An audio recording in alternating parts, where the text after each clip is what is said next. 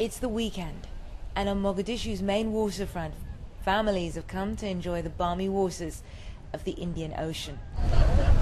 Girls splash as boys strut and show off. Amid the rubble of the abandoned colonial-era villas, new developments are emerging. All unthinkable a year and a half ago when the Al-Qaeda-linked militant group Al-Shabaab controlled vast swathes of the city. Over at the village restaurant, this is the busy time for chef and owner Ahmed Jama. When he first came to Mogadishu 5 years ago, though, it was a very different story. And when I opened this restaurant, they could not believe it. It's someone going inside in this place and he's going to have a restaurant. In Mogadishu? In Mogadishu. During the war, at the height of the war? This was a front line. Where we're standing right here? Yeah. This was the grave area. And no one goes on. Today, it's one of the most popular places in town. One of 5 restaurants, all called The Village, owned by Ahmed. They never seen it lasted 20 years. People go somewhere, have a nice fresh coffee, and also have a nice fresh food.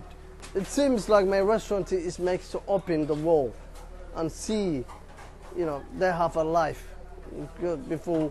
They never have a life before.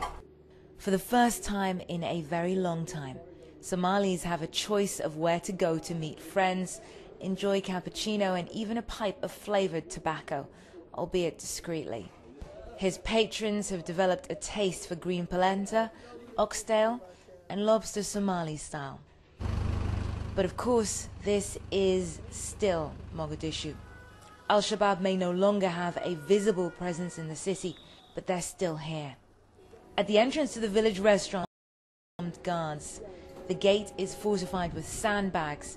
A gunman looks down from the turret. A legacy of the last time Al-Shabaab chose to make their presence felt. In November last year, 2 men came up to the front gate of Ahmed's restaurant with explosives strapped to their bodies, detonated the explosives, killing a soldier right here. At another restaurant, another explosion. 25 of his customers were killed. And yet Somalis, Mogadishu residents, still keep coming out to these restaurants day after day with their families.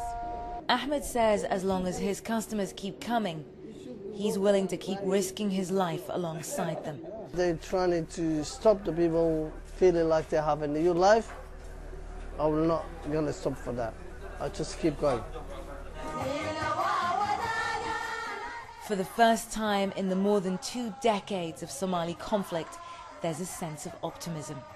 A newly appointed president, planned reform for the country's security forces, and promises of substantial support from the international community. Somalis, it seems, have had a taste of normal life, and Al-Shabaab violence, no matter how bloody, no longer holds the power it once did. Ni'mal Bagher, CNN, Mogadishu.